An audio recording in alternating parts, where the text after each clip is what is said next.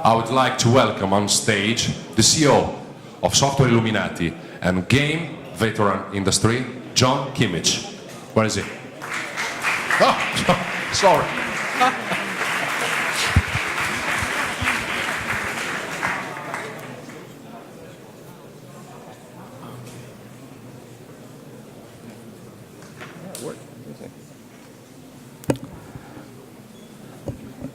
Good afternoon, everyone. My name is John Kimmich. I'm going to talk a little bit about funding your game project, your game startup, in some cases with other people's money. So a little bit about me. I worked for Microsoft for 16 years, the last 7 of which were in Microsoft Game Studios, where I did product and company acquisitions. Then I worked for an independent game developer in Chicago called Day One Studios. 4 years ago, I started my own consulting firm around helping video game developers grow and fund, and in some cases sell their startups. Along the way, I've touched a number of different products and companies, helped acquire Bungie Studios from Microsoft and turn Halo into an Xbox launch title, helped Big Huge Games get their start, gas-powered games. Along the way, helped author a book on crowdfunding for games and other projects. I also teach at a local university that graduates game developers, and also work with an incubator for game companies called Reactor in the Seattle area. Just a quick question for me, for folks in the audience, how many of you are professional game developers? Professional game developers? Anybody? A couple? How many of you are students or folks who are interested in entering the business? Great, okay. So we're going to talk a little bit about other people's money, who's got it, how to get it. Things have changed our industry a lot over the past couple years. Distribution, no longer an issue. I come from a time where you had to order a cartridge, in lots of 10,000 from Asia and have them shipped in a container across the ocean. It would take 3 months to bring your product to market. Now you just press a button and it's distributed through the cloud to all of your potential buyers. Distribution is easy. As a consequence, getting your game discovered is very hard because the barrier to entry is now very low. Making games is still hard as it ever was. But now we deploy our games as much as a service, as a product. You don't think about your game so much anymore as a box product. You think about something that you launch and then you continue to operate over time. And that is more and more going to be a trend for the future. In most cases, what you're going to find is a lot more of the money that goes into the sale and marketing of a game now actually goes into the marketing side. If you look at a game like Clash of Clans, it probably only took a few $1 million to make to launch that game, but many, many, many millions of dollars have been spent since the launch. Several, tens of times more money has been spent on acquiring new customers and bringing them to that game and giving them an opportunity to download it than has been spent on the development of the game at this point. So all of this would seem to indicate that you're going to need more money than you think you do when you start out building your game or starting your company. So when you think about how you are going to go about financing your game or company, there's certain things that you need to think about and ask yourself. One, do I have a game or service that somebody's going to want to invest in? Do I have an understanding of who my target audience is for that product? Do I know who's going to actually consume this game, play this game that I've built? And an idea of how they're going to pay for it. If you don't know those basic things, it'll be very difficult to engage in anyone and ask them for money, because those are the fundamental questions that they're going to ask. It's good to know what your competitor games might be, or what they've done, what made them successful or unsuccessful. You need to have a team, and it needs to be more than just you. It's very unlikely that somebody will invest in your company if it's really just you. They're going to want to know who all is making this product. You're better off just trying, if you just want to stay as a sole proprietorship, as just a one-man shop, better off to think about how you're going to finance that yourself, or possibly with the participation of your friends and family who might want to help fund such an effort. And then how much do you need?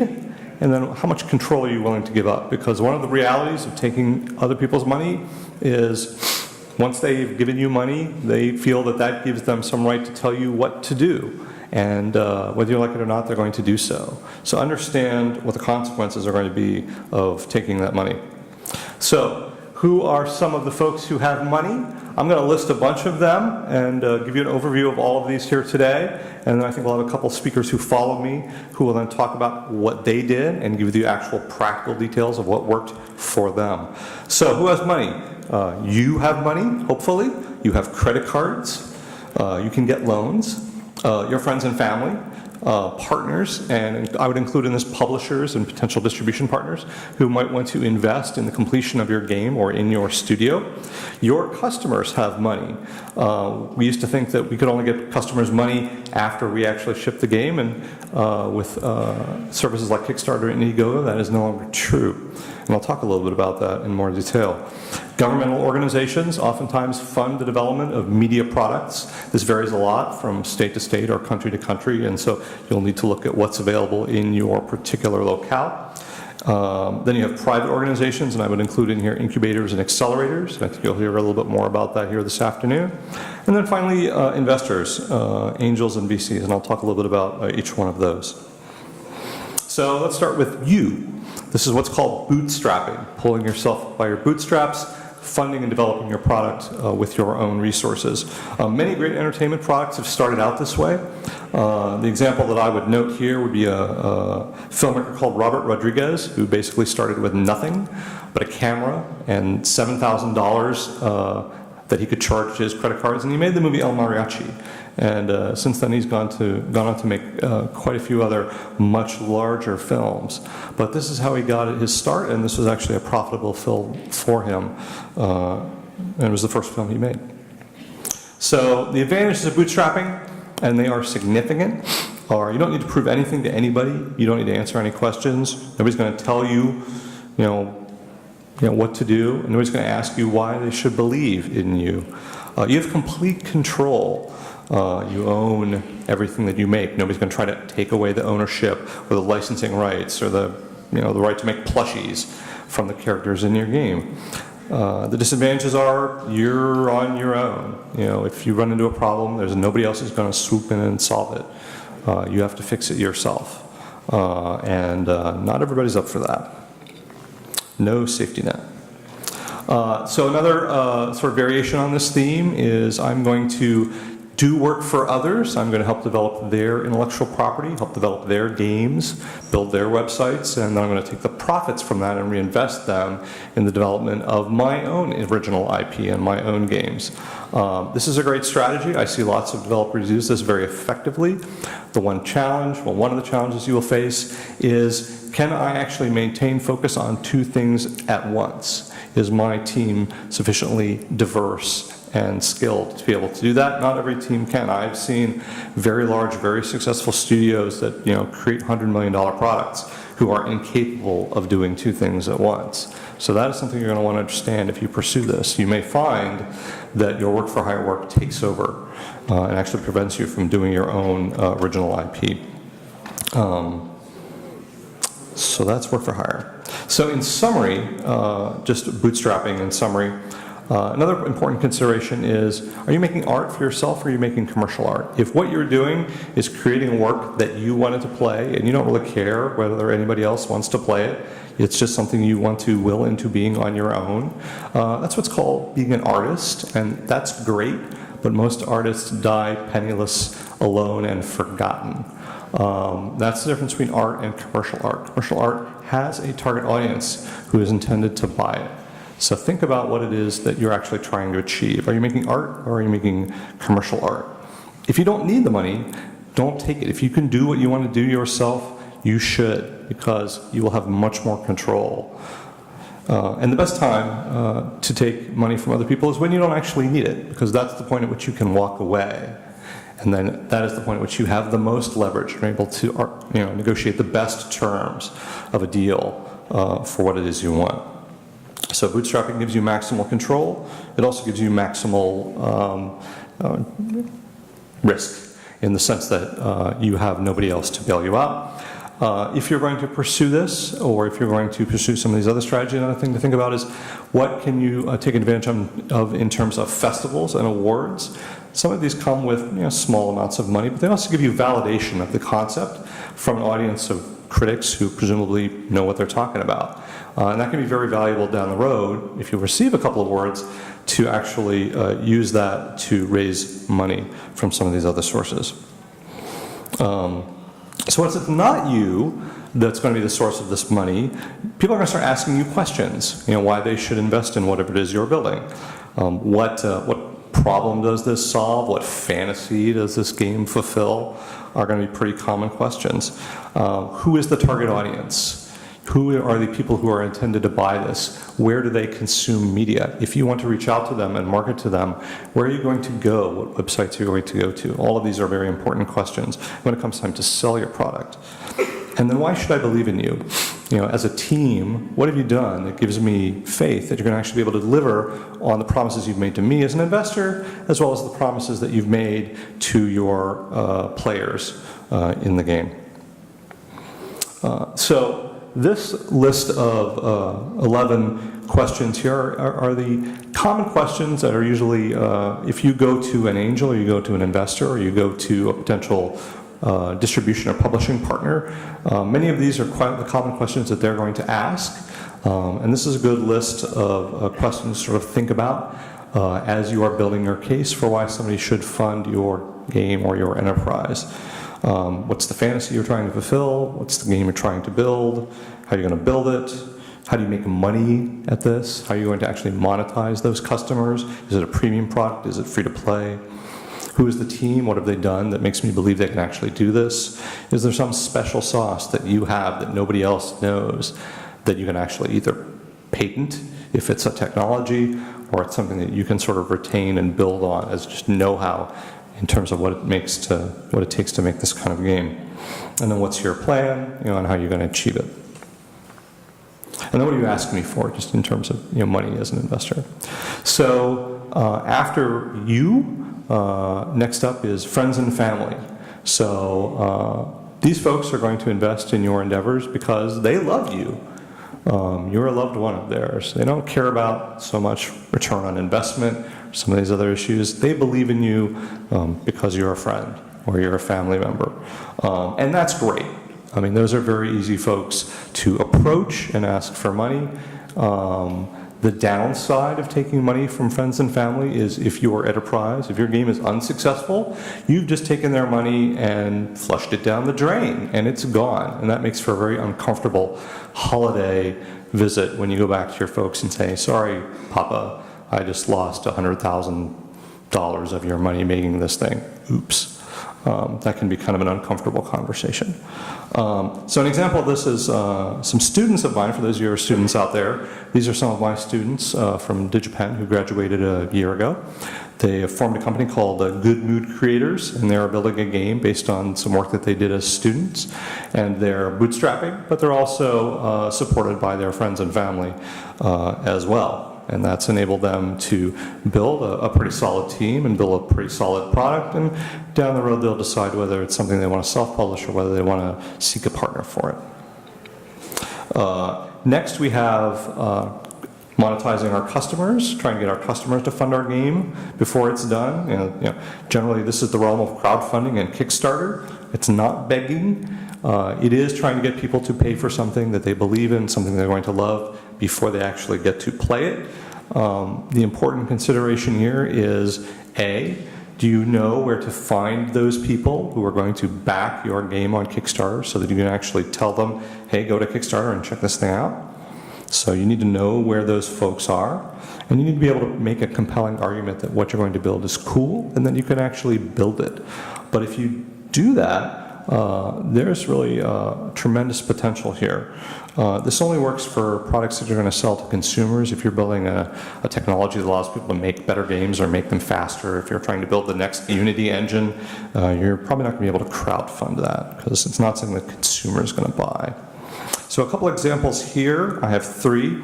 In the upper right-hand corner is a game called Distance from another group of students of mine who built this as a student project and then raised money through Kickstarter, about $175,000, which for 3 college graduates who never made a commercial game is a lot of money. And they released the alpha of that through Steam about a month ago, and it's doing pretty well. Next, we have Shadowrun Returns, which was built by some friends of mine whose company I acquired many years ago when I was at Microsoft and who've gone on to other things. This was a $1.8 million raise through Kickstarter, and this game released about a month ago as well, and is doing very well. And that was done for PC and mobile. And then finally, on the left-hand side, we have a friend of mine who I work with at Microsoft, Chris Roberts, and he's raised, I believe as of the last count, $24 million to build his game Star Citizen, which is just a mind-numbingly large amount of money. And that's why he's like holding up his beer there. He's a pretty happy guy. Definitely check out crowdfunding as a means of funding your game. It's not easy, it's a ton of work, but it is an opportunity to both raise funds and build a community for your game before it launches, which is super important. I wish I had more time to talk about just that topic. It's very important. Then we have private organizations, accelerators and incubators, folks out there who are trying to help you build your business and make your games. Some of them are not-for-profits. Some of them are for-profit enterprises where they will enroll you into their program, but in return for that, and they will give you a stipend, a small salary, a couple $1,000s a month per person for a few people. But in return for that, they're going to want equity in your company. They're going to want to own a piece of your company and possibly take a rev share of your product. So the cost of some of these programs can be very high, and it's something you want to look at very closely before you undertake them. Understand the benefits they're going to give you, but also the costs. The 2 that I list here, one is Execution Labs, based in Montreal, run by an individual, Jason Del Roca, well known in the games community. This is a for-profit enterprise. They have 2 games that they've launched so far, and we'll see how they do. The other is Reactor, that's based in my hometown in Seattle. We're a not-for-profit. We don't give you a stipend, we don't give you money, we don't take a piece of equity either, but we give you resources and facilities, a building to work in, access to mentors, and the opportunity to participate in all of our events. Then we have governmental organizations as a source of potential funding for your game. These come in a lot of different flavors based on the country and the locale. Sometimes they'll do direct investments, sometimes they'll do sponsored loans, sometimes they will provide mentorship or support or facilities or training or funding, very similar to what an incubator might do. Some of them will support your travel to and from various industry events like GDC or E3 or Casual Connect or whatever. You really have to look at each individual program and understand what its benefits are and whether it's right for you. An example here is a company called Spearhead Games based out of Montreal. They built a game called Tiny Brains. This was funded through the Canadian Media Fund. The funding they got from the fund was about $500K. That allowed them to build the game most of the way, but then they decided to take on a little bit of additional money from their distribution partner, which was 505 Games, and they're going to be a PS4 launch title here in a couple weeks. So this was a team that they'd never built a game before as a team. They were a bunch of ex-Ubisoft employees. They used the Canadian Media Fund and then some funding from their partner to bring their first game to market. And that brings me to the last 3 groups: investors. They sort of come in 3 kinds: partners, angels, and VCs. And there's lots of potential sort of strategic partners, publishing partners, distribution partners who are going to be interested in putting money into your game or possibly into your company in return for some rights. Those could be exclusivity, they could be ownership, a variety of different things that they're going to want. They're all different, and you have to evaluate each one differently, but they can be an effective source to fund your game or your company. They are interested in more than just a return on their investment, although that's usually very important to them as well. They may also be looking for strategic things for you to do as well, to use their tools, to use their SDK, to use their advertising network, whatever. If you have never made a game before, or you've never made a game before as a team, and this is your or maybe you're moving, trying to explore a new platform, you used to be a PC team and you want to move to mobile, working with a partner who's going to help defray some of the cost of your development, as well as hopefully transfer some of their know-how about what it takes to distribute and publish on that platform, is incredibly valuable. And one of the things that I often recommend to companies that I am mentoring or working with is, if they haven't made a game before, seriously consider working with a distribution partner rather than trying to self-publish, because if you've not self-published a game before, you don't know what you don't know, and what you don't know is a lot. So sometimes people ask me, well, aren't publishers evil? Aren't they just trying to screw me and take my stuff and leave me, sort of destitute on the sidewalk? And the answer is no. I used to work for a publisher. I was a publisher for a while. I don't think I was evil, but they do have a different view of the world. So this slide here is one that I pulled from back in the days of Ronald Reagan. People used to think that Ronald Reagan had a unique view of the world, and this was sort of his illustrator's idea of what the world looked like to Ronald Reagan. The great big U.S. Californian state, and then everything else, USR, full of evil communists. So it's not that publishers are evil, they just don't look at the world the way that you do as a developer. An example of somebody who took partner investment would be some old friends of mine that I worked with at Microsoft back in the day, a company called Big Huge Games. They went on to be acquired by THQ, and then they went on to be acquired by 38 Studios, and then they all left. And they formed a new company recently called Secret Nuco, and they took investment from a publishing partner called Nexon, which is based out of Asia.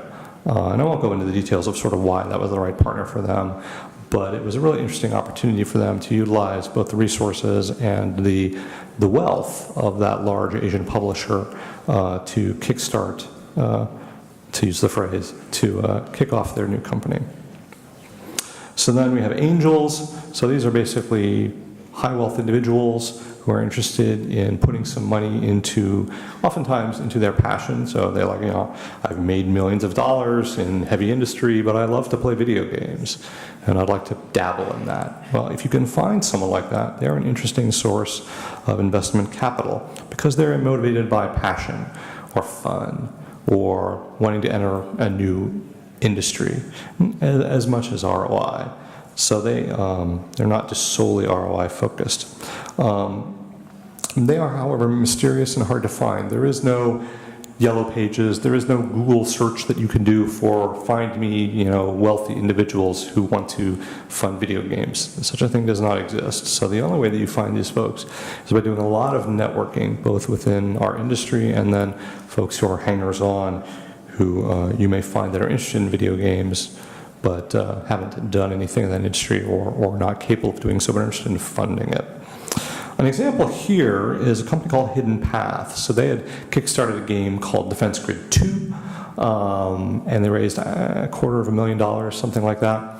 And they decided that they could use a little bit more. They had other more grandiose things they wanted to do with the game, thought they needed a little bit more money, and they found an individual called Steven Dengler who had dabbled in investing in a couple other game companies, including Double Fine, and he said, yes, I'd love to invest in your game, Defense Grid 2, and if it's successful, then you will share your proceeds with me, and that's how I'll get a return on my investment. And they said, great, that sounds like a great idea.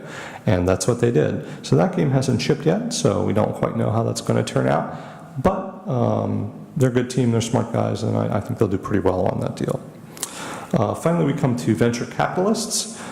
These are guys who are motivated not only by ROI, but usually big ROI. They're not interested in getting 1 or 2x return on their investment. They'd like 10 times. They'd like 20 times. They're not motivated by fun or passion. They don't care. All they care about is the obligation to the folks who put money into their funds, their shareholders. Some will focus on companies that are early in their life cycle. Some will focus on companies that have already built a significant audience and are looking to grow that even more. So we call this early stage and growth stage. Most venture capitalists. There are very few venture capitalists who will venture into gaming as something that they will invest in. There are a few, and I'll talk about a few of them.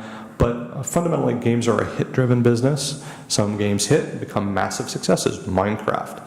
Some sink into obscurity and never heard from again. Reach for the Stars or Conquest Frontier Wars. None of you have probably ever played those games. If you're an investor, it's pretty hard to go back to your shareholders and say, oops, yeah, we lost $1 billion of your money because we invested it all in these games and they didn't make any money. And that happens a lot in games. So most VCs are not up for that. That's too scary for them. But there are a few who will play this game. These deals often take a long time to close, 3, 6, 9, 12 months. Sometimes they never close. And then just an example here, a couple examples. Insight Ventures invested in a couple studios, Jagex, the creators of RuneScape, as well as Spacetime Studios, the creators of Pocket Legends. And then you also have Benchmark Capital, which invested in a mech game called, online game called Hawken.